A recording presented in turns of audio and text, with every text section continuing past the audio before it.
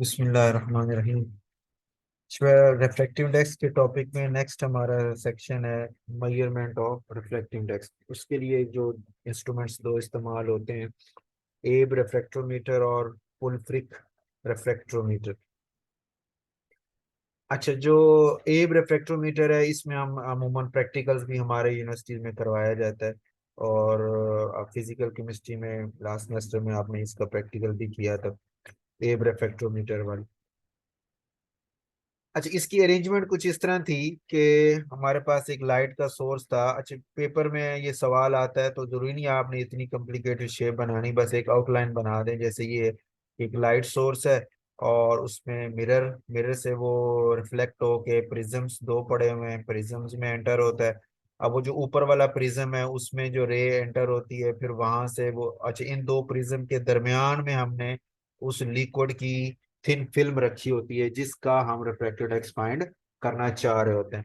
और फिर वो लाइट पहले इस नीचे वाले प्रिज्म से पास हो के उधर लिक्विड की फिल्म में से पास हो के अपर प्रिज्म में से गुजरने के बाद फिर ये जो आपकी टेलीस्कोप माइक्रोस्कोप है जिसमें से हम देख रहे होते हैं, एक इसमें दो आपको पता है इसमें होते हैं। एक हमें वो स्केल भी शो कर रहा होता है और एक तरफ जो है ना वो हमें वो क्रॉस वायर शो कर रहा होता है जिसमें हाफ ब्लैक और हाफ वाइट हमें नजर आ रही होती है। जैसे ये नीचे ये यहाँ भी ड्रा किया हुआ है, यहाँ भी ये आपका फाइनल पॉइंट है कि आपने इसको आपकी इस इंस्ट्रूमेंट में साइड पे एक नॉट होता है जिसको आप घुमाते हैं तो इस प्रिज्म की पोजीशन घूमती है, ये रोटेट करता है। तो हमने वो पोजीशन लेके आनी है जिस पे लाइट जब इसमें मिरर से टकराने के बाद जो एंटर हो रही है वो इसके ग्रेजिंग एंगल, हमारे पास इस इंस्ट्रूमेंट में जो ग्रेजिंग एंगल है कि ये जैसे लिखा है ना, रो no ray of light can enter the upper prism with greater angle of refraction than grazing incidence. Grazing incidence, angle of grazing incidence का मतलब क्या है कि इंसिडेंस एंगल आपका 90 डिग्री होगा। कि इंसिडेंस एंगल वहां पे 90 डिग्री होना चाहिए। उस वक्त जो एंगल ऑफ रिफ्रैक्शन बनता है उसको ये प्रिज्म के थ्रू हम ये टेलीस्कोप से नोट करते हैं। और फिर ये वाला फार्मूला हम लगाते हैं कि वो जो एन मीडियम लिक्विड का मीडियम है जिसके ऊपर लाइट एंटर हुई है 90 के इंसिडेंस के एंगल पे, उस वक्त जो उसका एंगल ऑफ रिफ्रैक्शन था वो आर सी था। तो वो हम उसकी वैल्यू ये इंस्ट्रूमेंट नोट करता है और फिर उसका साइन लगा के 1 पे डिवाइड करके आपको वो स्केल पे वैल्यू शो कर देता है। तो हमें डायरेक्ट एन की वैल्यू मिलती है, हमें डिवाइड वगैरह करने की जरूरत नहीं होती। तो ये इसकी ओवरऑल वर्किंग है। अच्छा, एंड पॉइंट क्या होता है कि ये जो आपके पास क्रॉस वायर है, ये स्केल आपको पता है ये रोटेट किया जा सकता है, ये प्लस की शक्ल में भी आज बनाया जा सकता है, क्रॉस में भी। प्लस में ये कि फिर सेंटर लाइन को देखना जरा मुश्किल होता है, क्रॉस में आपको इजी हो जाएगा कि ये जो हाफ है वो सेंटर में है या ऊपर या नीचे। अच्छा, अब जो आंख से आप जब देख रहे होते हैं, ऑब्जर्व करते हैं, तो जब आप इस प्रिज्म को उस नॉट से रोटेट करेंगे तो ये वाला जो हाफ ब्लैक और हाफ वाइट वाला ना, ये आगे पीछे मूव करता है। मतलब जब ये फुल ब्लैक होगा इसका मतलब है कि कोई लाइट की रे भी आपके वो प्रिज्म की ऐसी पोजीशन है कि उसमें एंटर नहीं हो रही और वो आपके उधर टेलीस्कोप जो है वहां तक भी आपको नहीं पहुंचाई जा रही। लेकिन जब आप उसको बिल्कुल दूसरी तरफ रोटेट करेंगे तो फुल ब्राइट हो जाएगा, इस सारा का सारी लाइट ही वो सीधी की सीधी आपकी आंखों तक पहुंचाई जा रही। फिर हम क्या करते हैं कि हमने वो पोजीशन लेनी है जिस मिड हाफ जिसमें आधा वाइट और आधा डार्क होगा, ये वो एंगल बनेगा। इस पोजीशन पे आपका एंगल ऑफ इंसिडेंस जो है वो 90 डिग्री पे हो जाएगा लिक्विड के हिसाब से। और उसी का फिर आर सी रिफ्रैक्टिव इंडेक्स, जो आर सी की वैल्यू जो है क्रिटिकल एंगल वाली, वो फिर इंस्ट्रूमेंट निकाल के आपको रिफ्लेक्टिव इंडेक्स निकाल के बता देता है। अच्छा, इसमें एक नॉट और भी होता है कि बाज दफा लाइट जब पड़ रही होती है तो वो डिस्पर्शन हो जाती है उसकी, जिसकी वजह से वो आपको ये जो इसकी लास्ट लाइन है वो बिल्कुल डार्क नजर नहीं आती, बल्कि वहां पे डिस्पर्शन की वजह से कलर्स आना शुरू हो जाते हैं। तो हमारे पास मोनोक्रोमेटर की भी एक ऑप्शन इसी में होती है, उसको हम घुमा के तो मोनोक्रोमेटर से सिंगल वेवलेंथ लाइट बना करके तो फिर हम उसको यूज कर लेते हैं। तो वो फिर ये जो एंड पॉइंट हमें है, ये क्रॉस वायर की सेंट्रल लाइन जो है इसकी लास्ट, यानी वो बिल्कुल क्लियर हो जाती है। तो अगर वो आप मोनोक्रोमेटर से ना करें तो फिर वो जैसे रेनबो में डिस्पर्शन होती है तो हमें लास्ट एक कलर और दूसरे कलर में लास्ट का फर्क नहीं पता चलता, तो उस तरह की सिचुएशन होगी, तो वो फिर हमें वैल्यू निकालना थोड़ा मुश्किल हो जाता है। तो इसलिए फिर हमें मोनोक्रोमेटर से उसे सेट पहले करना पड़ता है, सिंगल बना के, फिर ये आपका एंड पॉइंट है, और फिर इसमें आपने वो वैल्यू हम नोट कर लेते हैं। तो इंस्ट्रूमेंट्स आपको क्रिटिकल एंगल नोट करके रिफ्रैक्टिव इंडेक्स की वैल्यू डायरेक्ट बता देता है। दूसरा इंस्ट्रूमेंट है पुलफ्रिक रेफ्रेक्टोमीटर। पुलफ्रिक की अरेंजमेंट कुछ इस तरह की है, इसको इस तरह भी आप आउटलाइन में बना सकते हैं। एक ये जो आपको ट्राइंगल बड़ी सी नजर आ रही है OML के साथ, ये वाला एक प्रिज्म, एक बड़ा प्रिज्म है जिसके ऊपर वो लिक्विड पड़ा हुआ है, जिसकी रिफ्रैक्टिव इंडेक्स की वैल्यू आपने फाइंड करनी है। ये जैसे यहाँ नजर आ रहा है आपको कि यहाँ से लाइट, इंसिडेंट से लाइट हम फेंकते हैं, ये ऊपर वो लिक्विड है जिसकी रिफ्रैक्टिव इंडेक्स की वैल्यू हमने निकालनी है, यानी एन, स्मॉल एन भी ब्रैकेट में ये सर्कल में लिखा हुआ है जो हमने फाइंड करना है। और जो नीचे वाला प्रिज्म है उसकी रिफ्रैक्टेड इंडेक्स की वैल्यू कैपिटल एन से शो की हुई है, और एन की वैल्यू जो ये कैपिटल एन है, ये जैसे यहाँ लिखा हुआ है कैपिटल एन की वैल्यू उस स्मॉल एन से बड़ी होनी चाहिए, यानी जिस लिक्विड का आप रिफ्रैक्टेड इंडेक्स निकालना चाह रहे हैं उसकी एन की वैल्यू छोटी हो और इस प्रिज्म की एन की वैल्यू बड़ी हो। उसकी क्या रीजन है वो अभी आगे हम एक्सप्लेन करेंगे कि ये क्यों जरूरी था। ठीक हो गया। अब होता क्या है कि angle of incidence, some angle of incidence पे आपका ए जो है वो आके टकराती, ए यानी ए और बी लाइट रे है वो आके टकराती है लिक्विड से, लिक्विड उसको फिर वो प्रिज्म में बेंड करके प्रिज्म में उसको मूव करवा देता है। प्रिज्म में वो ये रास्ता BC का फॉलो करती है और उसके बाद फिर वो D स्केल पे चली जाती है, और वहाँ टेलीस्कोप जो मौजूद है वो हमें एंड पॉइंट दिखाती है। और एंड पॉइंट वो उसी तरह एंड पॉइंट वाला सिस्टम इसका बिल्कुल वही है कि अगर आप टेलीस्कोप को इधर बिल्कुल इधर ले जाएंगे कि आने वाली लाइट उसमें एंटर ही नहीं होगी तो आप बिल्कुल डार्क होंगे, और अगर बिल्कुल इस तरफ ले जाएंगे लेफ्ट साइड पे तो यानी फुल लाइट आ रही होगी तो वो फिर आपको फुल ब्राइट में आ रहे होंगे, तो आपने वो उस टेलीस्कोप की फाइनल पोजीशन वो होगी जहाँ पे आपको हाफ डार्क और हाफ ब्राइट वाला सिचुएशन नजर आएगी। उस वक्त आपने स्केल पे वैल्यू नोट करनी है, तो वो एंगल ऑफ रेफ्रेक्टिवनेस आपको बता देता है। अच्छा, इसमें आप कैसे वो वर्किंग इसकी कैसे चलती है, इसमें थोड़ा मैथमेटिकल डेरिवेशन भी आ जाती हैं। वो क्या है कि इसमें आप जरा देखें ना कि ए और बी जो रे आ रही है वो फिर बी और सी रे बनी है। अच्छा, अब बी पॉइंट के ऊपर उस रे ने एंगल ऑफ रिफ्रैक्शन जो है नॉर्मल के साथ आर बनाया, और फिर ये जब सी पॉइंट पे आके फिर प्रिज्म से बाहर निकल गई, इस वक्त इसने नॉर्मल के साथ फिर कुछ एंगल बनाते हुए वो निकल गई। अच्छा, अब नीचे वाला एंगल क्या है, पर नॉर्मल के साथ जो एंगल है उसे हमने नाम दिया है 90 डिग्री माइनस आर का, और ऊपर जो दूसरा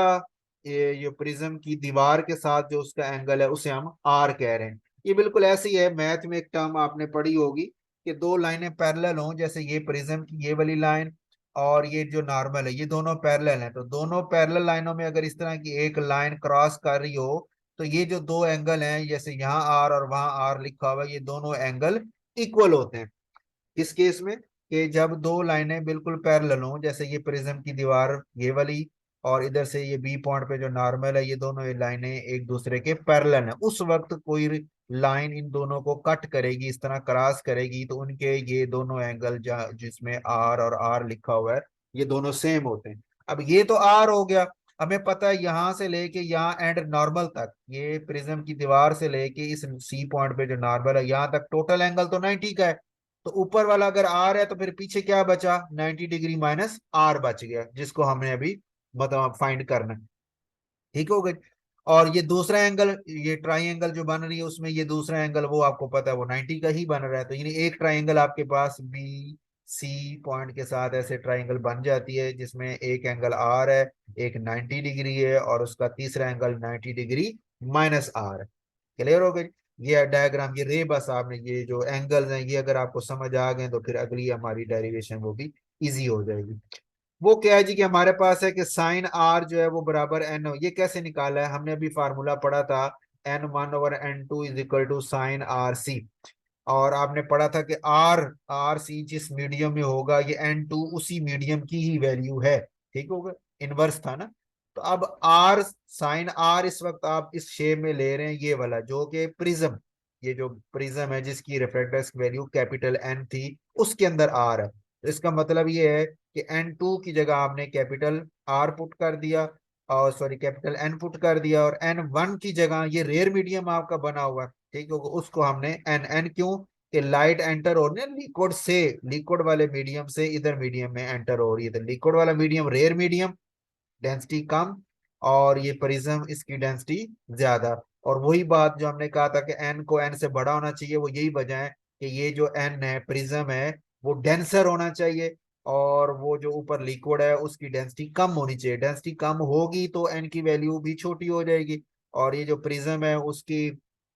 एन की वैल्यू बड़ी होगी। तो इसका मतलब अब आप कहेंगे सर ऐसे लिक्विड जिनकी एन की वैल्यू इस प्रिज्म से बड़ी, तो वो हम कैसे मेजर करेंगे, तो आपको पता है डेंसिटी को हम बदल सकते हैं ना लिक्विड की, उसकी डाइल्यूशन करके वगैरह वगैरह, तो हम उसमें एन की वैल्यू उसको चेंज कर सकते हैं डेंसिटी के चेंज करने से, ऊपर स्मॉल लिक्विड वाले की।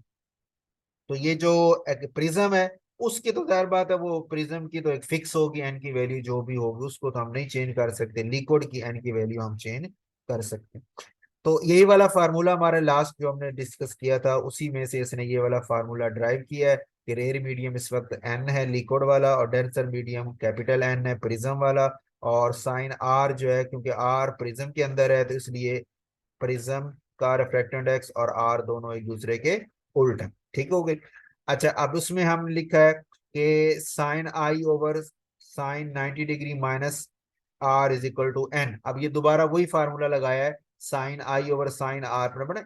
स्नेल ला था एंगल ऑफ इंसिडेंस और रिफ्रैक्शन की रेशियो लें तो वो एन के बराबर है। अब आपने देखना है इस चीज को, ये वाला, ये सी पॉइंट के ऊपर एंगल ऑफ इंसिडेंस आई है, और क्योंकि ये ऊपर से जो आई आ रहा है वो तो हम मेजर नहीं कर सकते, लेकिन टेलीस्कोप को घुमा के मैं ये वाला आई मेजर कर सकता हूँ, ठीक हो। तो ये एंगल ऑफ इंसिडेंस है,